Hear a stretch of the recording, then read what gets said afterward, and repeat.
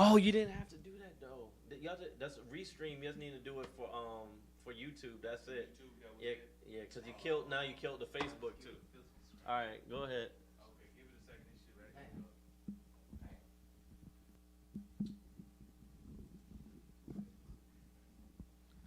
All right, let's try to make up some time.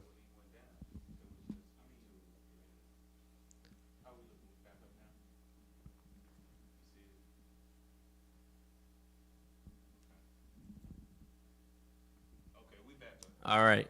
Sorry about that, Israel. I know the stream broke. Give you a couple seconds and get back on. Let's see. Give you a few seconds to get back on.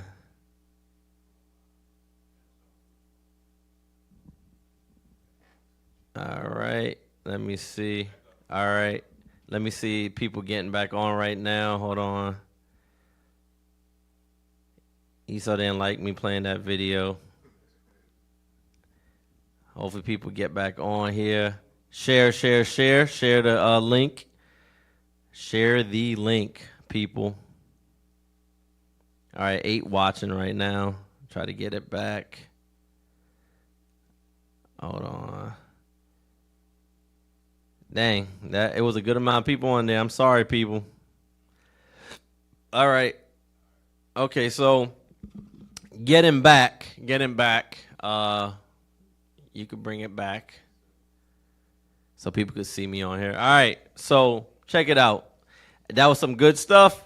We gonna still continue. All right, let's go. Let's read where we were at. Nehemiah chapter 8, verse 8. Uh-huh. So they read in the book of the law of God distinctly. Uh-huh. It gave the sense. So if you put in the repetition, the time that's needed, and effort to advance your skills in the scripture, so you could grow from a novice to beyond a novice to someone that's actually more skilled, you have to put forth the effort by studying, like we read earlier. Let's go to the next. Let's go to the next script. The book of Joshua, chapter 1, verse 8. All right, I want y'all to take note. Joshua 1, verse 8. Read. This book of the law shall not depart out of thy mouth, but thou shalt meditate therein day and night. So we got to meditate on the scriptures day and night. Day and night. Day and night. And that right there is going to give us, read. That thou mayest observe to do according to all that is written therein. For then thou shalt make thy way prosperous, and then thou shalt have good success. Then we will have good success. So this is it seems simple for those that are doing it. But it seems hard for you that have not committed yet. And the reason why it's hard that you is hard is because you haven't completely separated your mind from who you were before you came in. All right. So I'm going to try to give you a little boost. All right. Get me the definition for progression. I'm going to give you a little boost. All right. So, yep. Yeah, I know Esau was mad. I know. Yeah, Keisha. Yeah, it's good. We good now, though. Just keep sharing. Help me out. So we get the word out. Get our people in the right mind. Appreciate you. All right. Read that definition for me. Progression. The process of developing or moving gradually towards a more advanced state. Keep going. I'll read the synonyms. All right. Synonyms. Development. Hey, but hold on. Yeah. So developing and moving gradually towards. So you remember I said it's a methodical process and more advanced state. So you need to be able to move to advanced state. So you might start off as a brother, and I'm going to show you something. You might start off as a brother in the congregation, then you become a soldier, then you become an officer, then you become a captain, then you become a deacon, and then you become a bishop. I want to tell you something. It's no different than anything else in the face of the world. Because look, check it out. You start a job, you work at McDonald's. I like coming to America. I don't know about y'all, He was mopping, right? He was mopping the hell out that mop, you know. Yeah, so he'd be on the fries, you know. so then he got on the fries. You feel what I'm saying? And then you get to do your private waiter at the residence of McDowell's.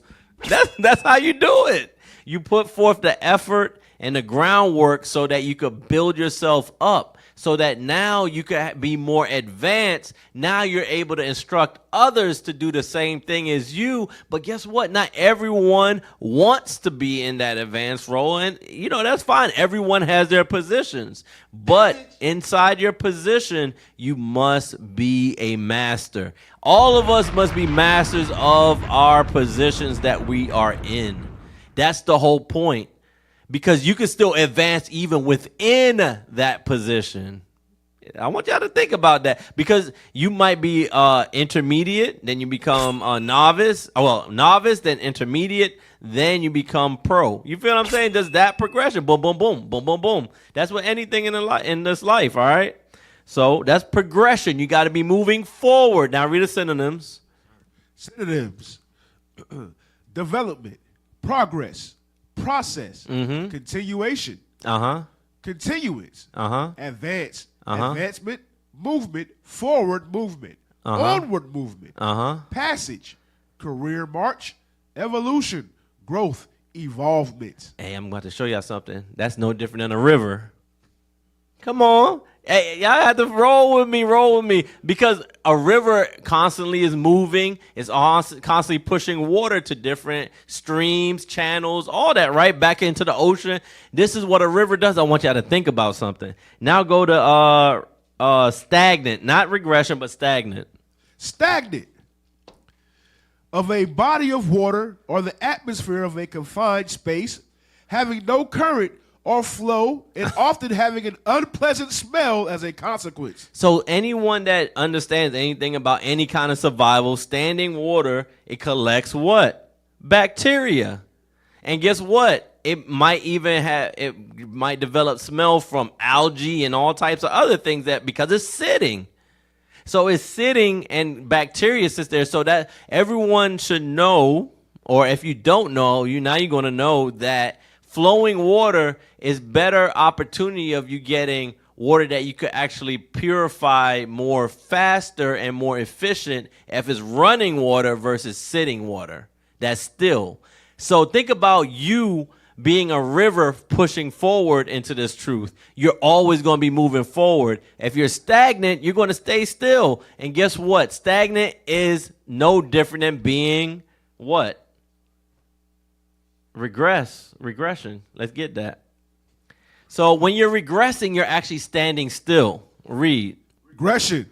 A return to a former or less developed state. Wow. Now I just want to meditate on that right there alone. So it's a less developed state. So you're moving backwards.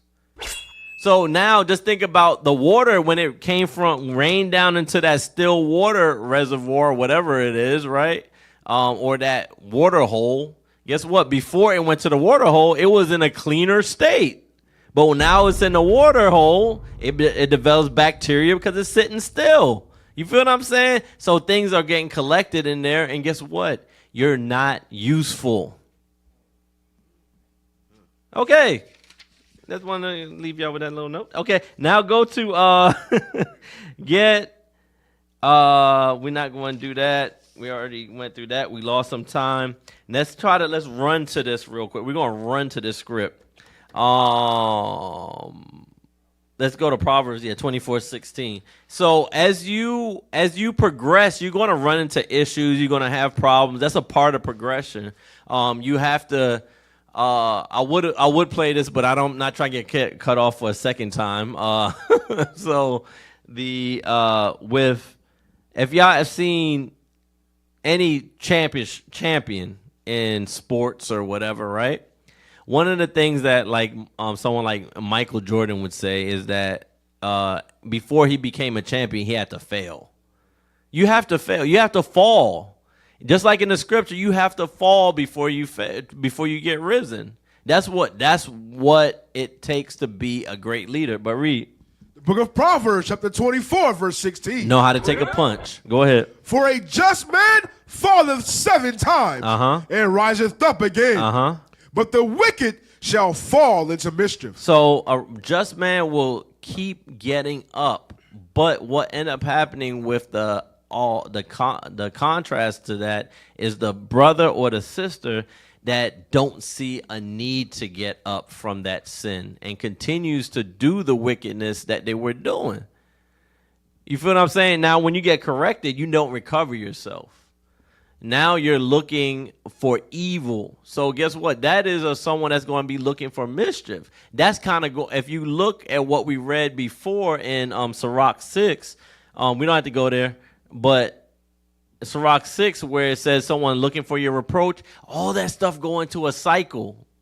So when you're looking for mischief, you're someone that's looking for a reproach. So there, a lot of times, there's an offense that was caused that put that seed or planted that seed of evil in your mind to where you think that someone is attacking when they're not. Okay? Where we at? Oh yeah. Okay. Before we get Proverbs, before we go to Proverbs, I want to go back to that Moses thing that we were talking about earlier. Go to Exodus 32 and 3. The book of Exodus, chapter 32, verse 3.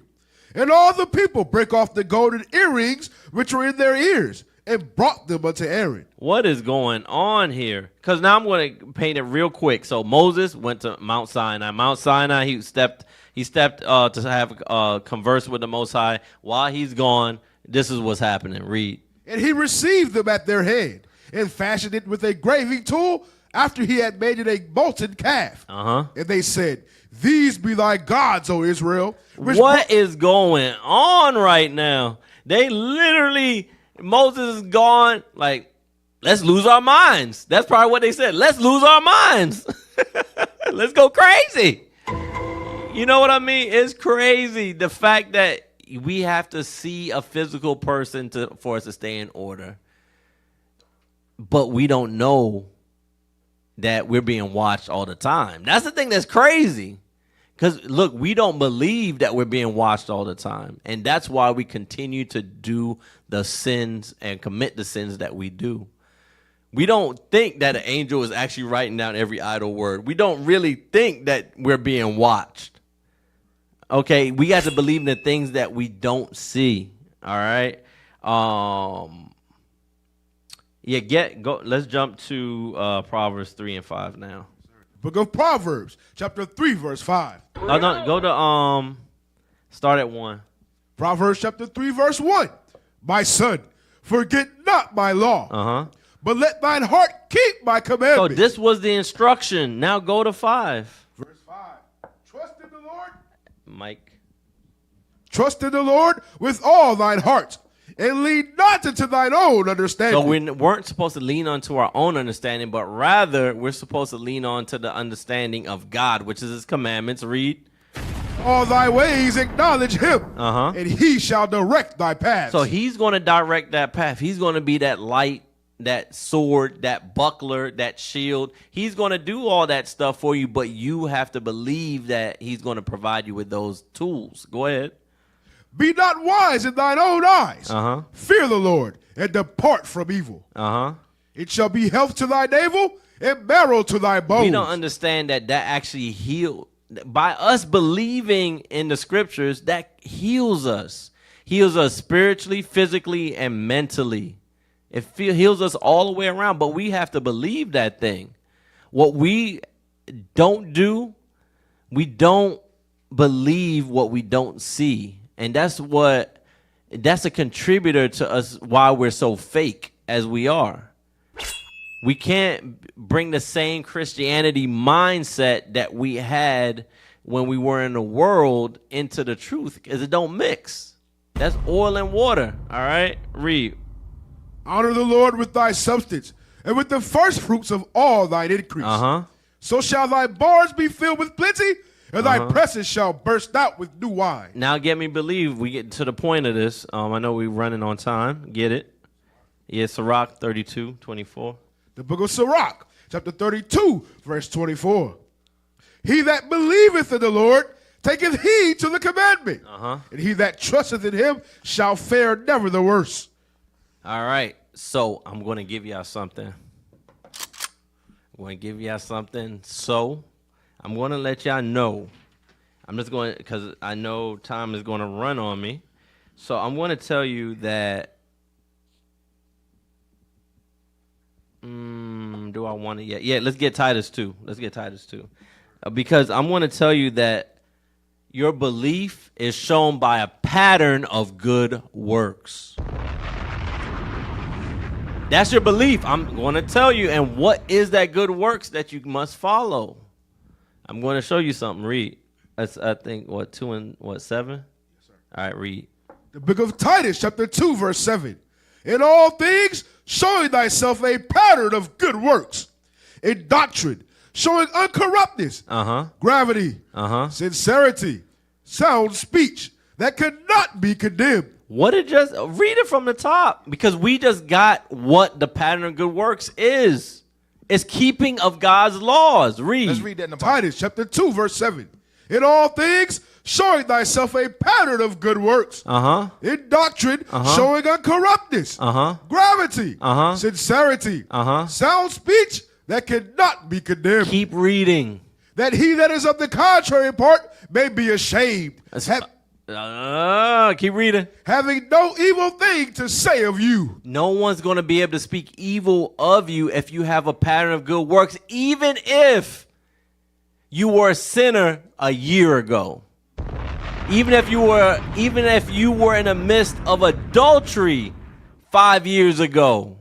I hope y'all flowing what I'm catching what I'm saying. So it's about recovering and going 10 times harder. Let's hold that and go to 10 times harder real quick. Because the thing is that we have to have a recovery in this truth. We all going to have falls. Just man falleth, right? So if it's adultery, if it's smoking weed, if it's give me some other stuff. Yeah, gang banging, all these different things, murder. You can recover from all those things. Think of Paul. Read. Die daily. Read. Baruch chapter 4, verse 28. For as it was your mind to go astray from God, so being returned, seek him 10 times more. You're seeking 10 times more. That's how you recover yourself. That's how you develop a pattern of good works. You have to commit to the thing that you do not see. I'm going to show you something. Christ had a pattern of good works. That's where his confidence came from. His confidence came from the prophecy that was given to him. I'm going to show y'all something real quick. Do I have a little time? Yeah, I do. This is for this part. Get me Hebrews 10 and 7. Let's get that real quick. Let's show that Christ actually had a pattern of good works. That's how you know he's Christ. The book of Hebrews, Read. chapter 10, verse 7. Then said I, lo, I come in the volume of the book. It is written of me. So first off, he had to believe that and say it the last part, oh God. To do thy will, O God. So to do thy will, O God. So he had to do his will. The will is the pattern of good works. Read Isaiah 41 and 7. Let's see why Christ did what he did. He believed in the prophecy. He believed there was an end goal. He believed that there was going to be a reward for him being the Son of God. And that's why he believed in the Son of God, because all the prophecies was lining up. Read. The book of Isaiah, chapter 41, verse 7. So the carpenter encouraged the goldsmith, and he that smootheth with the hammer, him that smote the anvil, saying, keep going. It is ready for the soldering. And he fastened it with nails that it should not be moved. So everything in the Bible he believed. Y'all have to understand that. So that's why he continued the pattern of good works that he had. Go jump to let's get to the point. Let's go to Daniel 7 and 18. These are things that Christ remembered. Christ knew these things. He knew these things to be true. Read. The book of Daniel, chapter 7, verse 18. Uh-huh. But the saints of the Most High shall take the kingdom. You see, he believed that. He believed that the kingdom was going to be taken back for the children of Israel. Do y'all understand that this is what emboldened Christ to keep doing what he did? Come on, go to Isaiah 8 and 9. Let's talk about him. He saw himself in the scriptures. That's why he's like this. Who did he tell to get behind me, Satan? You feel what I'm saying? You feel what I'm saying? So he said these things. He believed the prophecies that was written about him. Read. Isaiah chapter 8, verse 9. Uh-huh. Associate yourselves, O ye people, and ye shall be broken in pieces. And give ear, all ye of far countries. Gird yourselves, and you shall be broken in pieces.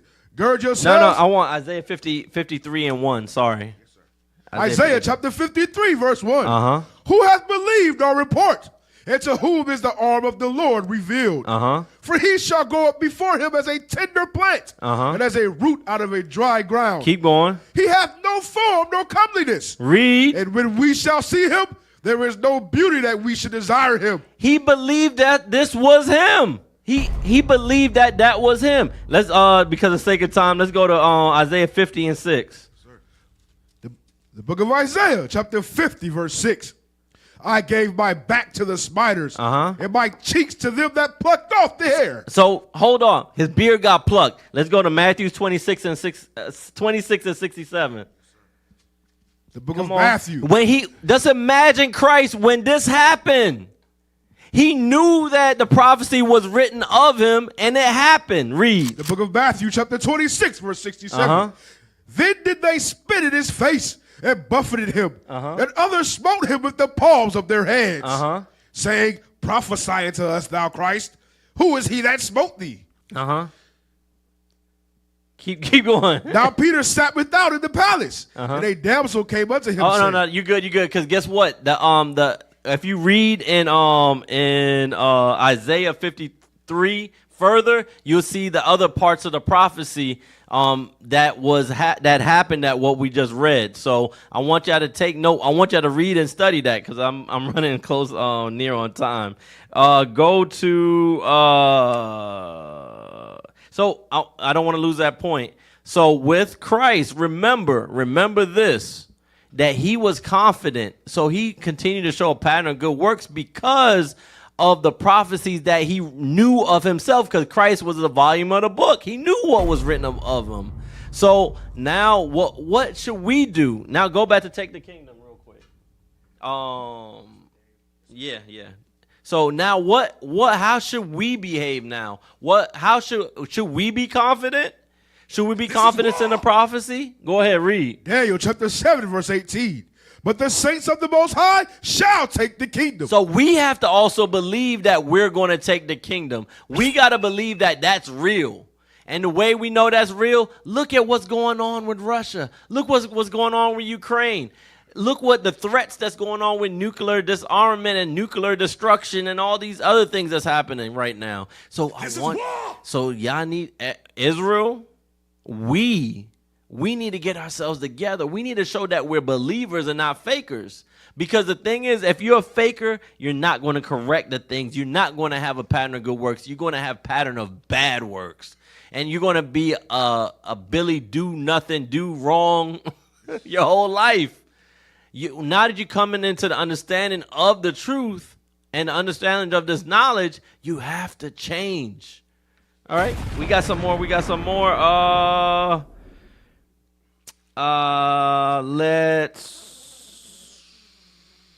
Let's go to Titus 2 and 11.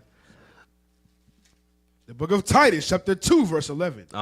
For the grace of God that bringeth salvation hath appeared to all men, teaching us that, denying ungodliness and worldly lust, we should live soberly, righteously, and godly in this present world. So we're supposed to do this in this present world. That means, guess what? That's why we wear fringes and border blue. Let's get Numbers 15 and 38. So I want you, flow with me, people. We wear fringes and a border of blue because the Bible says to do it. That's right. All right. You got it? Yes, sir. Numbers chapter 15, verse 38. Speak unto the children of Israel, and bid them that they make them fringes in the borders of their garments throughout their generations, and that they put upon the fringe of the borders a ribbon of blue.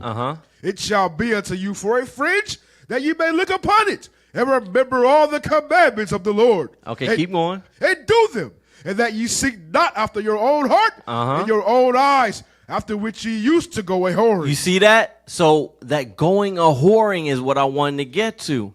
That ribbon and border of blue, it should bother you to still do the wickedness that you do when you see that on you. You get what I'm saying? It should bother you to the point where it brings this right here. Give me Zechariah 3. Zechariah 3, and I think verse 1. The book of Zechariah, chapter 3, verse 1. And he showed me Joshua, the high priest, standing before the angel of the Lord, and Satan standing at his right hand to resist him. And the Lord said unto Satan, the Lord rebuked thee, O Satan. Even the Lord that hath chosen Jerusalem rebuked thee. Is not this a brand plucked out of the fire? So check this out. There is this fleshly side of you, and there's the spiritual side of you. That means there's a good and there's a bad. There's a good and bad thought that you have, and it comes from somewhere. Give me 1 Peter's 2 and 11. The book of 1 Peter, chapter 2, verse 11. Dearly beloved, I beseech you as strangers and pilgrims, abstain from fleshly lust, which war against the soul. You see that? So it wars against the soul. The fleshly members wars against the soul. That's the good side, the bad side. That is in you. It's a constant battle. So that's why you have to practice. Repetition and speaking often one to another with your brothers and sisters. These are the things that you got to do in order to get yourself right. Get me Jeremiah 17:9. And the reason why is because our mind is desperately wicked. Because our mind, the fact that our mind is desperately wicked, our flesh always want to do bad things. It's going to always want to do evil things. Read. Jeremiah chapter 17, verse 9. The heart is deceitful above all things and desperately wicked. Who can know it? All right. Who can know it? The Most High God knows it. And guess what? He knows it every time you break bread. Get me 1 Corinthians 11 and 23. Because look, check this out. When we drink bread, when we eat bread and drink wine, right? Yep. When we eat bread and drink wine, IT just distracted me. I saw the time already. So no matter those times when we do that, it's a reoccurring contract that we are in with the Most High when we do it. Read. 1 Corinthians chapter 11, verse 23. For I have received of the Lord that which also I delivered unto you, that the Lord Jesus, the same night in which he was betrayed, took bread. And when he had given thanks, he brake it. Keep going. And said, take, eat, this is my body, which is broken for you. This do in remembrance of me. After the same manner also he took the cup, when he had supped, saying, this cup is the New Testament in my blood. You see, this is a covenant. We're making a covenant with the Messiah. Go ahead with the Most High. Go ahead. This do ye, as oft as ye drink it, in remembrance of me. So this is why we're supposed to remember. We're supposed to remember every time we take it. We can't be fake. We can't be fake. We got to be real with the Most High. Every time we eat that bread, what is supposed to happen? What is supposed to happen? We're supposed to meditate on the death and the crucifixion of Christ with the bread and the blood. And we're supposed to remember that because he has made himself a sacrifice so that we have an opportunity to get into the kingdom. It's a perpetual covenant that we have to keep every Sabbath, every time we break bread. But a lot of us are fake and we don't really acknowledge that we are in this Bible right here. We don't acknowledge that it's real. We don't acknowledge that it's real. And that's the problem with the nation of Israel, those of us that don't want to get right. These commandments are not hard. We make it hard because we don't really want to do it. All right, on that note, I had more. I definitely had more, but we're going to close out with Matthew 26. I want y'all to meditate on that. The next time y'all do communion, I want y'all to remember that. It says if you're hungry, that's why it makes that statement, that the scriptures make the statement that if you're hungry, eat at home. That's not what bread and wine is for. It's for what? It's to remember and renew that perpetual covenant that we have with our Savior. All right? Go ahead. The book of Shalom. Matthew, chapter 26, verse 6. Now that Jesus was in Bethany, in the house of Simon the leper, there came unto him a woman having an alabaster box of very precious ointment, and poured it on his head as he sat at meat.